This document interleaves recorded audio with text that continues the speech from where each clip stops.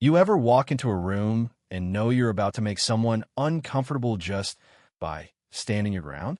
That's what happened the morning I set foot in courtroom 3B at the Fulton County Courthouse, Georgia, wearing the sharpest suit I owned, boots polished from my last deployment, and my Bronze Star pinned above my heart not for show, but for memory for the friends who didn't come home.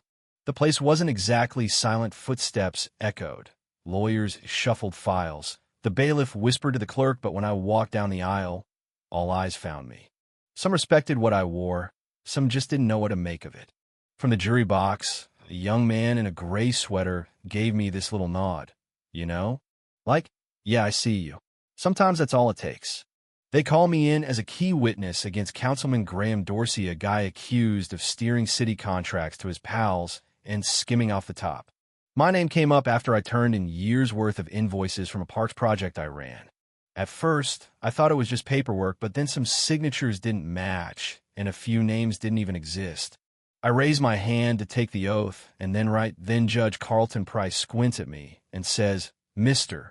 Wallace, that medal on your chest? I need you to remove it before your testimony." For a split second, I thought I misheard. "Excuse me, Your Honor?" He's dead serious.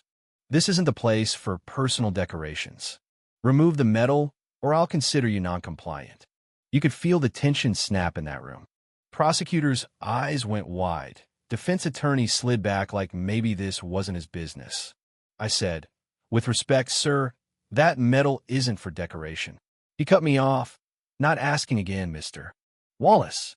So I told him steady, "Not angry, sir. I wore the uniform 24 years. This isn't politics or ceremony. I won't take it off. Not here, not anywhere." The judge, not budging. "You're a witness, not a soldier." "I'm both," I said, and for a second, you could feel the whole gallery sit up. He ordered me out, called a recess. I sat on a wooden bench in the hallway, my lawyer Janice Corwin pacing, heels clicking, muttering, never seen a judge lose his cool over a medal. I just stared at the wall, mind drifting back to Kandahar dust, heat, radio chatter, and the friends who didn't make it. "I carry grief right here," I told Janice.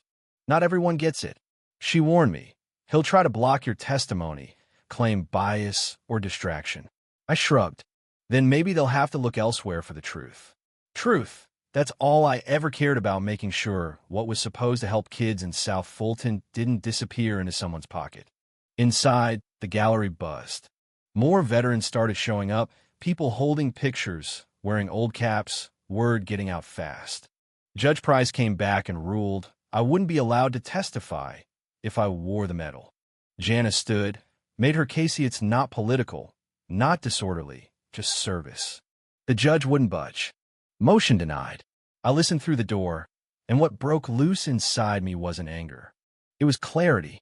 I wasn't just fighting for myself. I was standing up for every silent witness who'd ever been told to shrink. That night, the news picked it up. Courtroom controversy. Judge tells veteran to remove medal. Comments exploded online. Some said rules are rules, but most were furious. "My dad wore his Purple Heart to my graduation. Nobody cared," one woman wrote. Next morning, veterans lined the courthouse steps, some in uniform, some not, all standing quiet. The judge, meanwhile, acted like nothing was happening, business as usual. He didn't know the fire he'd lit. Thing is, I'm nobody special. Most folks in Columbus just know me as the guy who fixes his own screen door, shows up early to board meetings, keeps his lawn tidy. After my wife Angela died liver cancer, 6 years back, I threw myself into work, took a job with Parks and Rec, tracked every dollar, every shipment, because that's what the city deserved. Wasn't trying to make trouble, just couldn't turn a blind eye when $46,000 disappeared on a park upgrade. No lights installed, no work done, just a contractor with no trace except a cousin of the councilman. When Angela's voice echoed in my mind, "If you stay quiet, you become part of ITI," printed copies, made notes, handed it to the state quietly, not making a fuss. 9 months later, here I was, turned into a symbol whether I wanted it or not. Janice told me, "You're becoming the face of something." I said, "Let them hear the truth from the record, not me." But the truth was getting harder to ignore. A leak hit the press, a transcript, The judge telling his clerk before I entered, if he walks in here with that medal, I'll shut him down. Next thing I knew, national news ran my story on a loop. Veterans, students, even Councilman Dorsey called the judge's behavior a distraction. Crowds doubled outside. DOJ opened an inquiry. More and more stories came out, other veterans forced to remove pins, people told to sit down and be quiet, Judge Price's pattern going back years. It became clear this wasn't just about me or one medal. It was about how easily dignity can be silenced in places meant for justice. The Georgia Judicial Review Board opened an investigation. Price went on voluntary leave, and a week later, he resigned. No press conference, no apology, just a typed signature. That was the gavel, finally, without a sound. A few days later, I stood up at a small gathering at the Veterans Resource Center. No TV cameras, no medals, just people. I said, some folks don't like when the truth wears boots or stands tall. I wore that medal not for applause, but because it reminded me who I am and who I lost. If someone can't handle that in a courtroom, maybe the courtroom needs fixing, not me. A teenager asked if I was scared. I said, sometimes silence is louder than shouting. If I gave up that part of me just to be heard, my words wouldn't matter anyway. 3 weeks on, they brought in a new judge, Judge Bernice Rollins, who called me to testify. No medals this time. I didn't need them. I gave my statement, told the facts, nothing more. When asked why I spoke up, I said, because it wasn't just money, Miss Singe, it was trust. My wife used to bring kids from our neighborhood to that park. Some of those kids are grown now.